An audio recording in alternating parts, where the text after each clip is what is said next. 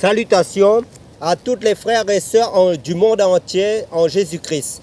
Je me présente le frère Serge de l'île de la Réunion pour les nouvelles personnes qui ne me connaissent pas encore et qui se connecteront à la chaîne.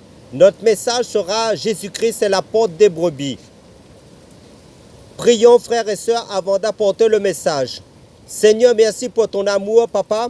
Merci pour l'œuvre de ton esprit dans nos cœurs. Merci pour ce temps que tu nous accordes. Merci pour ton pardon que tu nous accordes. Merci, tu nous as pardonné et tu nous pardonneras. Dieu d'Israël, Adonai, merci pour ton amour, pour ton peuple. Tu es notre Maître Seigneur Jésus-Christ. Amen. Voilà. Nous sommes dans l'évangile de Jean chapitre 10 à partir du verset 1. Nous faisons la lecture. En vérité, je vous le dis, celui qui n'entre pas par la porte dans la bergerie, mais qui y monte par ailleurs, est un voleur et un brigand, mais celui qui entre par la porte est le berger des brebis. Le portier lui ouvre et les brebis entendent sa voix. Il appelle par leur nom les brebis qui lui appartiennent et il les conduit dehors. Lorsqu'il a fait sortir toutes ses brebis, ses propres brebis, il marche devant elles et les brebis le suivent. Parce qu'elles connaissent sa voix, elles ne suivront point un étranger. Mais elles fuiront loin de lui parce qu'elles ne connaissent pas la voix des étrangers. Jésus leur dit cette parole, mais ils ne comprirent pas de quoi il leur parlait. Jésus leur dit encore, en vérité, je vous le dis, je suis la porte des brebis. Amen. Voilà. Je suis la porte des brebis. Nous allons aussi rapidement dans le livre d'Apocalypse chapitre 21. À partir du verset 1, nous faisons la lecture. Puis je vis un nouveau ciel et une nouvelle terre, car le premier ciel et la première terre avaient disparu et la mer n'était plus. Et je vis descendre du ciel d'auprès de Dieu la ville sainte, la nouvelle Jérusalem, préparée comme une épouse qui s'est parée pour son époux. J'entendis du trône une forte voix qui disait, voici le tabernacle de Dieu avec les hommes. Ils habiteront avec eux et ils seront son peuple. Et Dieu lui-même sera avec eux, il essuiera toute larme de leurs yeux et la mort ne sera plus. Il n'y aura plus ni deuil, ni cri, ni douleur, car les premières choses ont disparu. Et celui qui était assis sur le trône dit, voici je fais toutes choses nouvelles. Et il dit, écris, car ces paroles sont certaines et véritables. Et il me dit, c'est fait. Je suis l'alpha et l'oméga, le commencement et la fin. À celui qui a soif, je donnerai de la source de l'eau de la vie gratuitement. Celui qui vaincra héritera ces choses. Je serai son Dieu et il sera mon fils. Mais pour les lâches, les incrédules, les abominables, les meurtriers, les débauchés, les magiciens, les idolâtres et toutes les menteurs, leur part sera dans les temps ardents de feu et de soufre, ce qui est la seconde mort. Puis un des 7 anges qui tenait les 7 coupes remplies des 7 derniers fléaux vint, et il m'adressa la parole en disant, viens, je te montrerai l'épouse, la femme de l'agneau. Il me transporta en esprit sur une grande et haute montagne et il me montra la ville sainte Jérusalem qui descendait du ciel d'auprès de Dieu. Ayant la gloire de Dieu, son éclat était semblable à celui d'une pierre très précieuse, d'une pierre de jappe transparente comme du cristal. Elle avait une grande et haute muraille, elle avait 12 portes et sur les portes 12 anges et des noms écrits ceux des 12 tribus des fils d'Israël. À l'Orient 3 portes, au Nord 3 portes, au Midi 3 portes et à l'Occident 3 portes. Voilà, Jésus dit qu'il est la porte des brebis.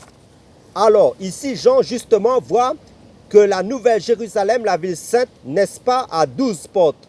Bien sûr, nous parlons de Jésus-Christ, de Yahushua, qui est notre porte, la porte des brebis. Et là, on comprend ici, dans l'Apocalypse chapitre 21, que cette porte qui est Yahushua, selon l'évangile de Jean chapitre 10, que cette porte a 12 aspects.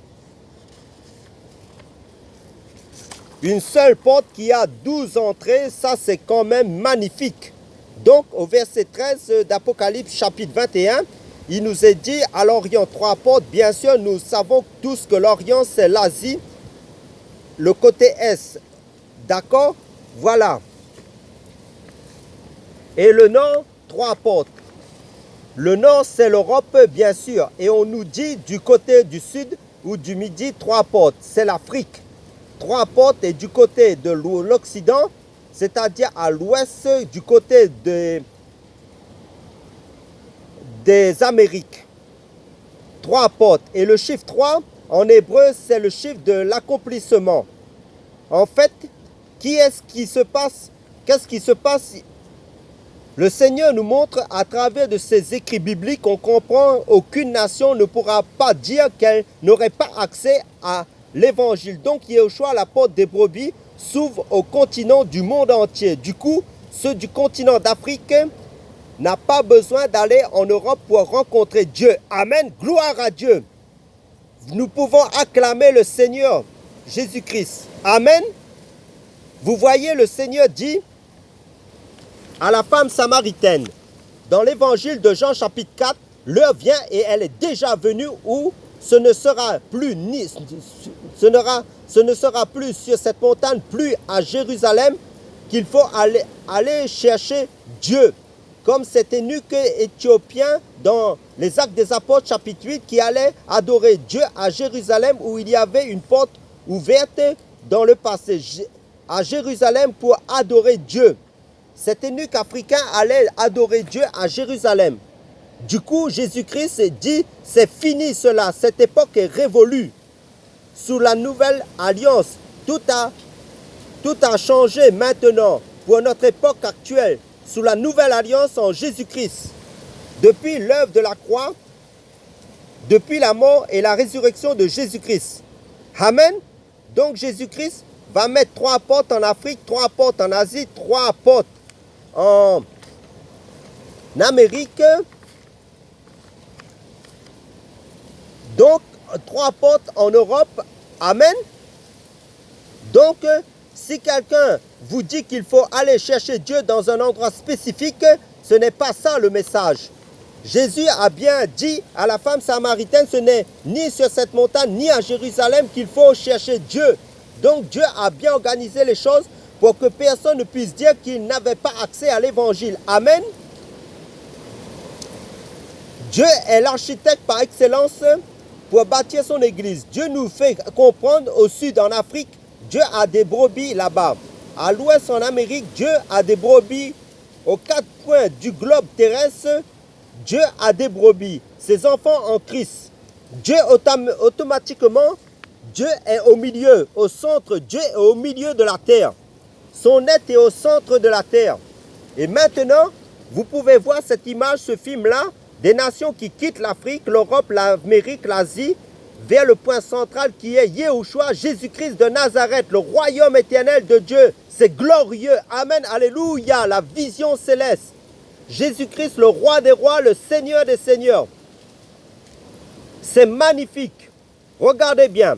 Frères et sœurs, Jésus a dit qu'il est la porte des brebis.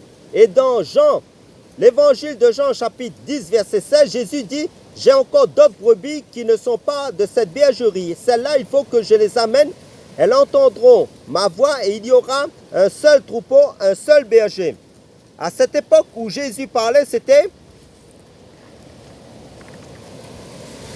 seulement la porte, seulement les 3 portes de l'Orient qui étaient ouvertes, c'est-à-dire en Israël. Comme vous le savez en tant que lecteur de la Bible, d'après le livre de Galates chapitre 4, verset 4, qui nous déclare, mais lorsque les temps ont été accomplis, Dieu a envoyé son Fils, né d'une femme née sous la loi, c'est-à-dire de la loi de Moïse. C'était encore l'époque de l'ancienne alliance. C'est pourquoi Jésus disait à cette époque, sous la loi de Moïse, dans l'évangile de Matthieu chapitre 10, versets 5 à 7, n'allez pas vers les païens et n'entrez pas dans les villes des Samaritains, allez plutôt vers les brebis perdues de la maison d'Israël, allez prêcher et dites, le royaume des cieux est proche. Mais après l'œuvre de la croix de Jésus-Christ, sa mort et sa résurrection, on a mis un panneau et on a écrit en 3 langues dessus. Et Jésus a écarté les bras pour que les nations puissent accéder à l'évangile. Tout a changé, les autres portes ont été ouvertes. 9 portes sur les nations ont été ouvertes grâce à Jésus-Christ. Sur les continents d'Afrique 3, d'Amérique 3, d'Asie 3, d'Europe 3. Amen. Et ce que l'œuvre du Saint-Esprit fait dans le monde depuis près de 2000 ans est merveilleux. Frères et sœurs du monde entier, vous comprenez? Et l'évangile est accessible à tout le monde à travers tous les moyens que Dieu met en place pour que les âmes puissent avoir accès à l'évangile pour leur salut, car c'est Jésus-Christ qui bâtit son église. Seul, d'après l'évangile de Matthieu chapitre 16 verset 18, où il est déclaré par Jésus-Christ lui-même, « Je bâtirai mon église et les portes du séjour des morts ne prévaudront point contre elle. » Amen. Gloire à Jésus-Christ. Donc, les brebis du Seigneur entendent sa voix, sa parole de vérité, l'évangile pur.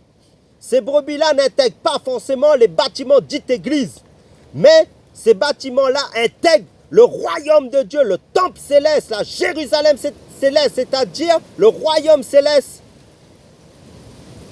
Parce que Jésus dit, celui qui a l'esprit de Christ lui appartient. Son nom est écrit dans le livre de vie. Faites tout par la grâce de Dieu pour être dans le royaume de Dieu, d'être baptisé du Saint-Esprit par Jésus-Christ seul. Et ces chrétiens-là gardent les commandements de Dieu. La parole pure de l'évangile céleste et la vivre, la pratique par le Saint-Esprit. Ils gardent une communion, une relation personnelle étroite avec le Seigneur. Jésus-Christ, dans sa présence continuellement, amen, par son Saint-Esprit, ils ne sont pas dans la religiosité, dans les coutumes, dans les traditions. L'évangile doit être axé sur le Seigneur Jésus-Christ, sur le tabernacle, le royaume de Dieu, qui est la représentation de Jésus-Christ lui-même. L'évangile doit être axé sur les cieux, le royaume des cieux, Jésus-Christ. Qu'est-ce que Dieu fait? Dieu prend Moïse et l'amène sur la montagne et lui montre le tabernacle, le véritable tabernacle en réalité, l'original, le vrai tabernacle, et lui dit de construire une copie selon le modèle qu'il a vu sur la montagne. En fait, ce que Jean avait vu dans l'Apocalypse chapitre 21, que nous avons lu en début de message par rapport à la nouvelle Jérusalem, ce n'est pas nouveau. C'est ce que Moïse, Dieu l'avait montré sur la montagne. Le tabernacle, la nouvelle Jérusalem en vérité. Donc le tabernacle du temps de Moïse, c'était une préfiguration de la nouvelle Jérusalem en miniature. Dieu avait tout prévu bien longtemps d'avance. Et rappelez-vous bien, selon la disposition de Dieu du campement par rapport à l'organisation du camp d'Israël dans le désert. Le tabernacle dans le désert au temps de Moïse, d'après le livre de Nombre, tout le chapitre 2 nous décrit la disposition du camp dans le désert. Le tabernacle était au centre du camp d'Israël. C'était l'image de Jésus-Christ, une préfiguration aussi. Donc, autour du temple, il y avait 3 tribus étaient à l'Orient. C'était Juda, Issachar, Zabulon. Et au midi, 3 tribus étaient au midi, Ruben, Siméon et Gad. Et à l'Occident, 3 tribus d'Israël, Éphraïm, Manassé, Benjamin. Et au nord, 3 tribus d'Israël, dont Azer, Nephtali. Tout ça était une préfiguration des 12 portes pour notre temps actuel, pour la nouvelle alliance. Donc, sous Moïse, Dieu avait prévu bien longtemps d'avance de sauver les Africains, de sauver les Européens, de sauver les Américains, de sauver les Indiens, les Asiatiques. Jésus, donc, est le seul Dieu dont les portes de son royaume s'ouvrent sur le monde entier. L'évangile ne doit pas être un évangile culturel.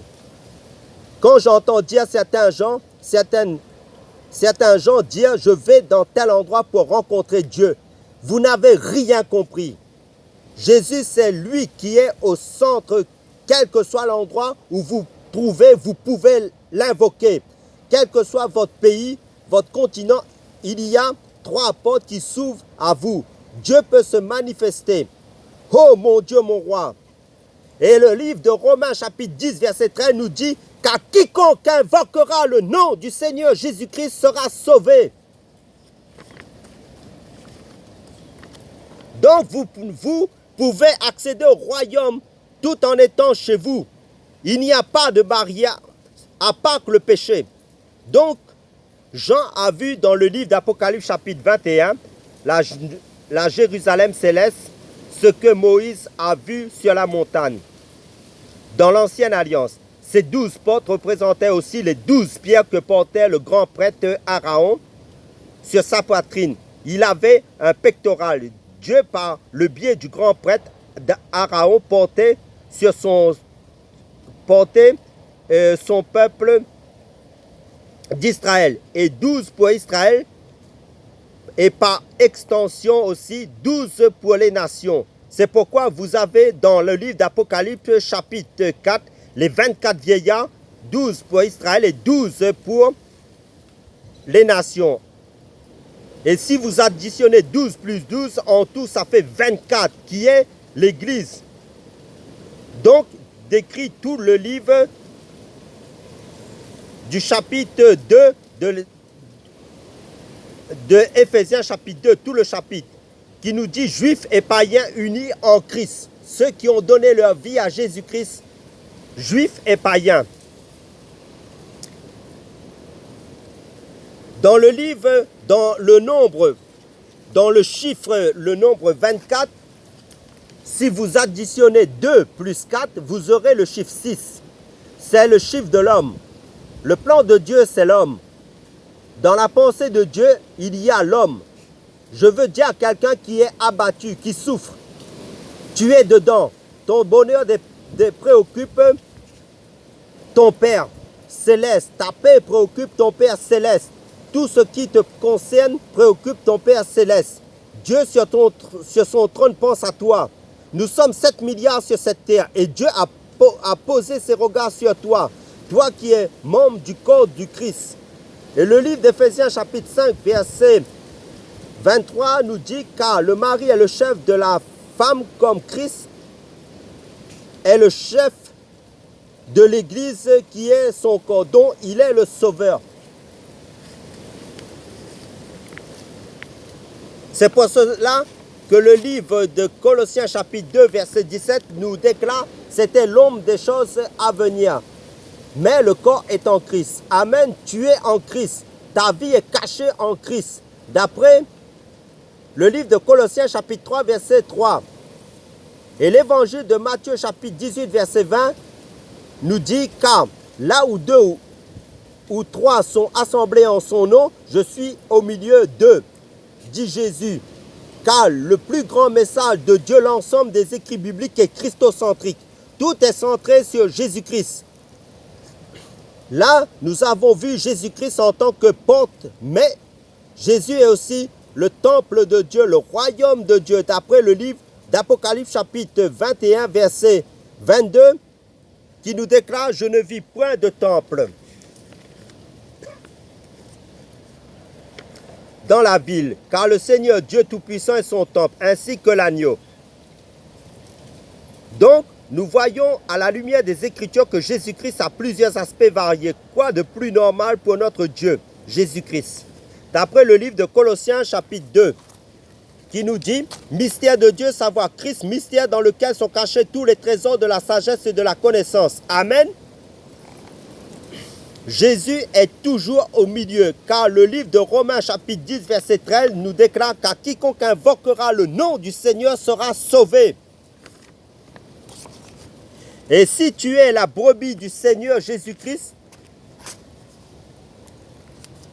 et on nous dit dans l'Apocalypse chapitre 21, verset 21, les 12 portes étaient 12 perles. Chaque porte était d'une seule perle. Amen. Tu es une perle du Seigneur, mon frère, ma soeur. Amen. Gloire à Dieu. Tourne-toi vers le Seigneur Jésus-Christ. Si tu es la brebis du Seigneur, invoque-le Allons dans le livre du prophète Ésaïe, chapitre 22, verset 22, qui nous dit « Je mettrai sur son épaule la clé de la maison de David. Quand il ouvrira, nul ne fermera. Quand il fermera, nul n'ouvrira. » En parallèle, prenons aussi le livre d'Apocalypse, chapitre 3, verset 8, qui nous dit « Je connais tes œuvres. Voici parce que tu as peu de puissance, que tu as gardé ma parole et que tu n'as pas renié mon nom. J'ai mis devant toi une porte ouverte que personne ne peut fermer. » Voilà. 3 portes ouvertes sur ton continent et personne ne peut fermer. Amen. Voilà pourquoi Pierre est parti chez Corneille, un grand soldat romain, et lui a annoncé l'évangile dans les Actes des Apôtres, chapitre 10.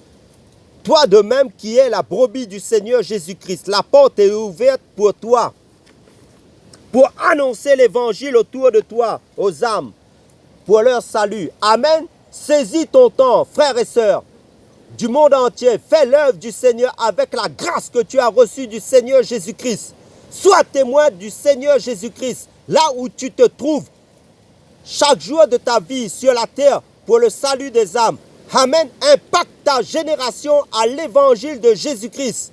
Parle uniquement de Jésus-Christ. Travaille de mieux en mieux à l'œuvre du Seigneur. Ne dors pas spirituellement. Travaille spirituellement. Je t'encourage à cela jusqu'à la fin pour le salut des âmes. Allons dans le livre d'Apocalypse, chapitre 21, versets 24 à 26, qui dit « Les nations marcheront à sa lumière, et les rois de la terre y apporteront leur gloire. Ces portes ne se fermeront point le jour, car là, il n'y aura point de nuit. On y apportera la gloire et l'honneur des nations. » Amen. Oh, c'est glorieux. Les rois passeront ces portes par excellence. 12 portes qui s'ouvrent aux nations. À la base, c'est une seule porte qui donne 12 portes, 12 entrées. Comme dans le jardin d'Éden, dans le livre de la Genèse, chapitre 2, verset 10, un seul fleuve qui donne 4 bras de fleuve. Amen.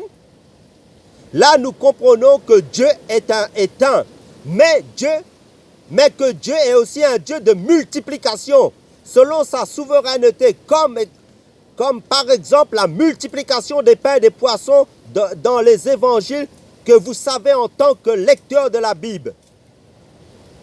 Jésus est la porte par excellence.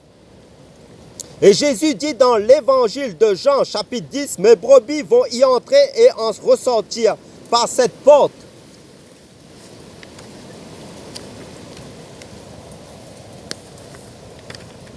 Nous sommes dans le livre de Néhémie, chapitre 3, verset 1, qui nous dit « Eliashib, le souverain sacrificateur, se leva avec ses frères, les sacrificateurs, et ils bâtirent la porte des brebis. Ils la consacrèrent et en posèrent les battants. Là, ils la consacrèrent depuis la tour de Méa jusqu'à la tour de Hananel. Quand ils sortent de Babylone, vous voyez, quand les Israélites sortent de Babylone, vous voyez la première des choses qu'ils ont fait, ils ont restauré la porte des brebis avant de construire le temple. Ils ont restauré la porte des brebis. Pourquoi? Parce que c'est la porte où les brebis passaient, étaient destinées au sacrifice. Voyez, quand Yahushua dit qu'il est la porte des brebis,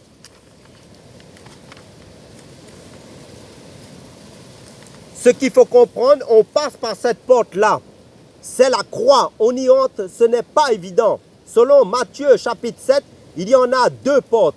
La première porte qui mène à la vie, cette porte est très étroite et le chemin est très très resserré et qui mène à la vie. Mais la deuxième porte qui conduit à la mort, elle est large.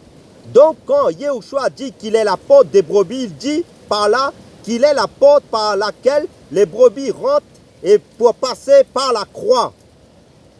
Donc les 12 portes de la Nouvelle Jérusalem regardent sur le monde entier. Les 12 portes s'ouvrent sur le monde entier afin que les nations passent par la croix pour accéder à la Nouvelle Jérusalem, à la vie éternelle. Ça veut dire que les chrétiens que nous sommes tous nous sommes appelés à annoncer la croix, la mort et la résurrection de Jésus-Christ pour le salut des âmes. À prêcher la croix, l'évangile de la croix, le message du salut en Jésus-Christ uniquement, dans le seul nom de Yahushua, notre seul maître Jésus-Christ, notre sauveur. Amen. Avant de reconstruire le temple, les Hébreux ont compris qu'il fallait restaurer le sacrifice, la porte des brebis. Il faut commencer par le commencement, le fondement, la croix. Car l'apôtre Paul nous précise bien dans 1 Corinthiens chapitre 15 le fondement de la vie chrétienne. Ah mes amis, ne cherchez plus Dieu ailleurs. Regardez un peu par rapport à l'organisation du camp d'Israël dans le désert. D'après le livre de Nombres, tout le chapitre 2, par rapport à la disposition du tabernacle qui était l'image de Jésus-Christ au milieu des 12 tribus d'Israël. Autour du tabernacle, comme Jésus dit, quand 2 ou 3 sont rassemblés en son nom, il est au milieu. Amen. Donc, à l'orient du tabernacle, à l'est, 3 tribus, Juda, Issachar, Zabulon. Au midi du tabernacle, au sud, 3 tribus d'Israël, Ruben, Gad,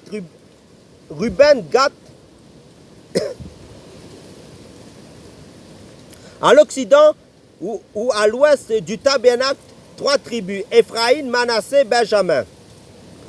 Au nord du tabernacle, 3 tribus, dont Aser, Nephtali. Donc, chaque groupe des 4 groupes des 3 tribus avait reçu des révélations des aspects de Jésus-Christ. Donc, à l'Orient, il nous parle de la longueur du serviteur du bœuf, de l'évangile de Marc, de l'aspect de Jésus-Christ en tant que serviteur, nous parle de l'évangile de Marc. Donc au sud, on nous parle de la profondeur de l'humanité de Jésus-Christ, que Jésus-Christ est descendu au plus profond de la terre, cela concernant tout l'évangile de Luc qui nous parle de Jésus en tant que fils de l'homme.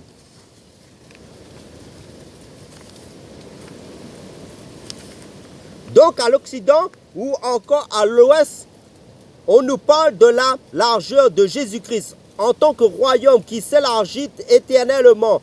Donc de la largesse du royaume de Dieu qui subsiste éternellement, qui symbolise le lion de la tribu de Juda, de Jésus-Christ en tant que roi des rois. Cela concerne toute la description de l'évangile de Matthieu. Oh Seigneur mon Dieu, quelle révélation merveilleuse! Maintenant au nord, nous parle de la hauteur de l'évangile, de la divinité, de la hauteur de Jésus-Christ, de la divinité de Jésus-Christ, 100% Dieu, de l'aigle, la hauteur de Jésus-Christ. Cela concerne tout l'évangile de Jean. Là, nous voyons aussi les 4 faces des 4 êtres vivants, le lion, le veau, la face de l'homme, l'aigle décrit dans le livre d'Apocalypse chapitre 4, qui est la représentation des 4 aspects de Jésus-Christ concernant les 4 évangiles de Matthieu, Marc, Luc et Jean, qui décrit le lion, le veau, le fils de l'homme, l'aigle. C'est pour cela, dans le livre d'Éphésiens chapitre 4, versets 18 à 19, il nous est précisé bien que vous puissiez comprendre avec tous les saints quelle est la largeur, la longueur, la profondeur et la hauteur, et connaître l'amour de Christ qui surpasse toute connaissance, en sorte que vous soyez remplis jusqu'à toute la plénitude de Dieu. Amen. Gloire à Jésus-Christ. Quelle révélation! Les 4 dimensions de Jésus-Christ. Maintenant, chaque groupe des tribus avait reçu une révélation de Yahushua, un aspect de Yahushua. Il fallait maintenant qu'ils travaillent ensemble comme un corps pour que tout le monde puisse voir Yahushua dans sa globalité. Donc l'Église, ceux de l'Est ont reçu des choses de Dieu.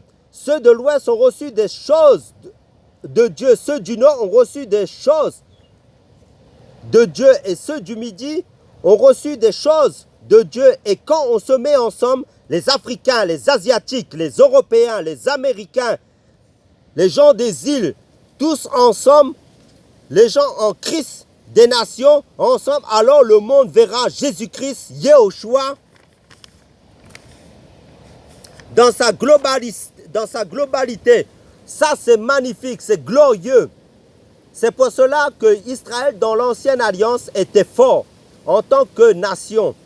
Parce que c'était une nation composée de plusieurs particularités, de plusieurs dons. Au contraire, la diversité des dons créait l'unité, la dépendance des uns vis-à-vis des autres. Jésus-Christ, la porte des brebis. C'est pour cela, en Jésus-Christ, il n'y a plus ni juif, ni grec, ni homme, ni femme. Amen. Je m'arrête là. À Yahushua, à lui seul, toute la gloire. Amen. Merci pour l'œuvre de la croix de ton Fils Jésus-Christ. Merci Seigneur de persévérer en toi. À toi les actions de grâce, à toi seul Seigneur. Je te loue pour toutes tes œuvres. À toi la gloire, Père, d'éternité en éternité, dans le nom puissant du Seigneur Jésus-Christ. Amen.